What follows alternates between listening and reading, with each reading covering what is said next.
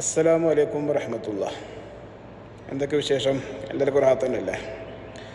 ഒരു 1-2 വിഷയങ്ങൾ സൂചിപ്പിക്കാനായിട്ട്, അത് അനുഭവത്തിൽ കണ്ടറിഞ്ഞ് ബോധ്യപ്പെട്ടതിൻ്റെ അടിസ്ഥാനത്തിലാണ് വിഷയം പറയുന്നത്. അതാണ് വീഡിയോസ് കൊണ്ട് ഉദ്ദേശിക്കുന്നത്. ഏതായാലും ഇന്നലെ അർജൻറ്റീന അൾജീരിയ വേൾഡ് കപ്പിലെ മെസ്സിയുടെ ആദ്യ മത്സരം 3-0 മെസ്സി ജയിച്ചു. അപ്പോൾ അതിൻ്റെ ഫാൻസുകൾക്കൊക്കെ നല്ല ആഘോഷമാണ്, സന്തോഷമാണ്. ഇരിക്കട്ടെ.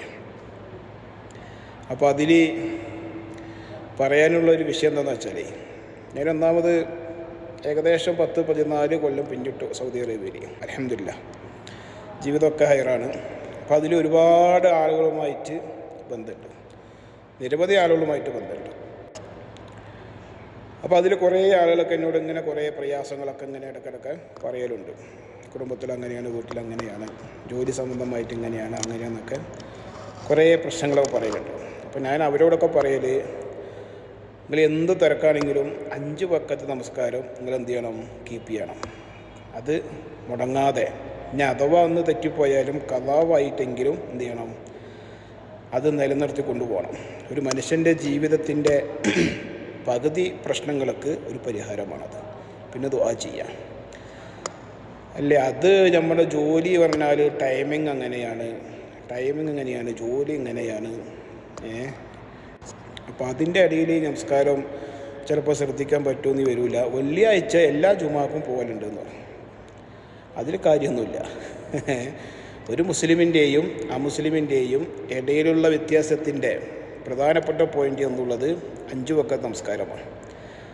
അത് നിലനിർത്താൻ കഴിയുന്നില്ലേ, മുസ്ലിമായിട്ട് പരിഗണിക്കൂല എന്നുള്ളതാണ്. മരിച്ച് അള്ളാൻ്റെ അടുത്ത് ചെല്ലുമ്പോൾ എന്താവില്ല? ഒരു പട്ടിയുടെ വില റബ്ബിൻ്റെ വന്ന് കിട്ടൂല. ഇതൊക്കെ പല ആളുകളുമായിട്ടൊക്കെ പറയലുണ്ട്. പിന്നെയൊക്കെ അവരവൻ്റെ വ്യക്തിപരമായിട്ടുള്ള ഓരോരോ സ്വാതന്ത്ര്യ താല്പര്യമാണ്.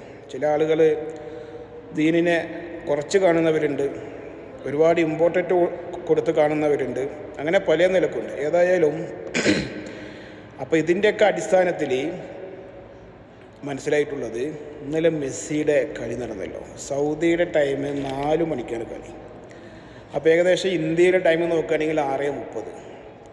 ഈ 8 മണിക്കും 10 മണിക്കും 12 മണിക്കൊക്കെ ഡ്യൂട്ടിക്ക് പോയിട്ട് രാത്രി 10 മണിക്കും 12 മണിക്കും 1 മണിക്കൊക്കെ ഡ്യൂട്ടിക്ക് വരുന്നവർക്ക് മെസ്സിയുടെ കളിക്ക് സുബ്ഹാനല്ലാഹ് അത്ഭുതപ്പെട്ടുപോയി. ഫോണ് അലാറം വെച്ച് എണീച്ച് മോഹം കഴിയിട്ട് മെസ്സിൻ്റെ കളിയാണ് ഇരിക്കുക. ജീവിതത്തിൽ സുബഹിസ്കരിക്കാത്ത ആളുകളാണ്. ഇനി എപ്പോഴെങ്കിലൊക്കെ ഒന്ന് ചിലപ്പോൾ എന്തെങ്കിലുമൊക്കെ പരിപാടിയുമായിട്ട് ബന്ധപ്പെട്ട് ഇതാകുമ്പോൾ ചിലപ്പോൾ നിസ്കരിച്ചിട്ടുണ്ടാവും. അപ്പോൾ എന്നും നമസ്കരിക്കാത്ത ആൾ ചിലപ്പോൾ വല്ലപ്പോഴൊക്കെ ഒരു ഉംറക്ക് വരുമ്പോൾ അതിൽ സുബഹിസ്കരിക്കേണ്ടി വരും. അത് അതിൻ്റെ ഒരു ഭാഗമായിട്ട് നിസ്കരിക്കുന്നു എന്നുള്ളതാണ്. അല്ലാത്ത ആളുകൾ ഈ ജോലി കാരണം, ടൈം കാരണം എന്ന് നിസ്കരിക്കാതിരിക്കുന്ന ആളുകൾ മെസ്സിയുടെ കളി കാണാനേ സുബ്ഹാനല്ലാഹ് 3:30 അലാറം വെച്ചിട്ട് 4 മണിക്ക് സ്ക്രീനിൻ്റെ മുന്നിലാണ്. അതിന് തടസ്സമില്ല. അപ്പോൾ ഒന്ന് ആലോചിച്ച് നോക്കിയാൽ, അള്ളാഹു തന്ന ആഫിയത്ത്, ആരോഗ്യം, അതെന്ത് ചെയ്യണം? ദീനിന് വേണ്ടി കുറച്ചൊക്കെ ചിലവഴിക്കണം. അള്ളാഹ്ക്ക് നന്ദി ചെയ്തുകൊണ്ട് ജീവിക്കാൻ കഴിയണം. അള്ളാഹു താല ഭൂമിയിൽ നമുക്ക് എന്തെല്ലാം സൗകര്യങ്ങൾ, എന്തുമാത്രം നിഅമത്തുകൾ തന്നിട്ടുണ്ട്. അപ്പോൾ അതിനൊക്കെ റബ്ബിനോട് നന്ദി കാണിക്കുന്ന 1-ാം സ്ഥാനത്ത് നിൽക്കുന്ന ഒരു പോയിൻ്റാണ് എന്ത്? 5 വഖത്ത് നമസ്കാരം നിലനിർത്തുക എന്നുള്ളത്. ആ നമസ്കാരം ഒഴിവാക്കിക്കൊണ്ട്, തടസ്സപ്പെടുത്തിക്കൊണ്ട് ഒരു ജോലിയും അല്ലാഹു തആല നമുക്ക് തന്നിട്ടില്ല. ഇനിയിപ്പോൾ ഏത് ജോലിയാണെങ്കിലും, ഏത് ടൈമാണെങ്കിലും, ഏത് ഓവർ ടൈമാണെങ്കിലും അല്ലാഹു തആല 5 നേരം നമസ്കരിച്ച് ജോലി ചെയ്യാനുള്ള സാഹചര്യങ്ങളൊക്കെ നമുക്ക് ദുനിയാവിൽ തന്നിട്ടുണ്ട്. അത് ദുനിയാവിൽ നഷ്ടപ്പെടുത്തിയാൽ ആഖിറത്തിലൊന്ന് കഷ്ടപ്പെടേണ്ടി വരും. ചിന്തിക്കുക. അല്ലാഹു തആല നിസ്കാരം കൃത്യമായിട്ട് നിലനിർത്താൻ തൗഫീക്ക് നൽകട്ടെ.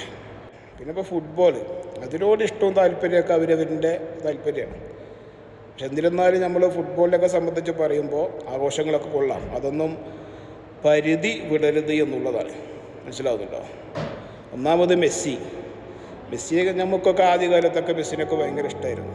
ഇപ്പോൾ മെസ്സിയോടുള്ള താല്പര്യം പോയത് മെസ്സിയുടെ പന്ത് തട്ടിക്കളിച്ചുണ്ടാക്കിയ കോടികൾ, ആ കോടികൾ കൊണ്ട് പാവപ്പെട്ട പലസ്തീൻ്റെ പിഞ്ചു മക്കളുടെ വിശപ്പിൻ്റെ മുന്നിൽ അഹങ്കരിച്ചവനാണ് അവൻ. മനസ്സിലാകുന്നുണ്ടോ? പലസ്തീനുകളുടെ മുന്നിൽ പാവപ്പെട്ട ഉമ്മമാരെ, അവരുടെ സങ്കടങ്ങൾ, അവരുടെ പ്രയാസങ്ങൾ ഒക്കെ അതിൻ്റെ മുന്നിൽ അഹങ്കരിച്ച ഒരു വ്യക്തിയാണ് മെസ്സി. എന്നിട്ട് ഇസ്രായേലിനെ സപ്പോർട്ട് ചെയ്ത ഒരാളാണ്. അപ്പോൾ ആ ഒരു അടിസ്ഥാനത്തിൽ നമ്മൾ മനുഷ്യത്വം എന്നുണ്ടല്ലോ, ആ ഒരു പരിഗണനയിൽ മെസ്സിനോട് താല്പര്യമില്ല എന്നുള്ളതാണ്. വേൾഡ് കപ്പും കാര്യങ്ങളൊക്കെ നമുക്കിഷ്ടം തന്നെയാണ്. പക്ഷെ അതിൽ നമുക്ക് മഹബത്ത് തോന്നിയിട്ടുള്ളത് മനുഷ്യത്വം എന്താണെന്നറിഞ്ഞാൽ, പാവങ്ങളുടെ വേദന എന്താണെന്നറിഞ്ഞാൽ റൊണാൾഡോനാണ്.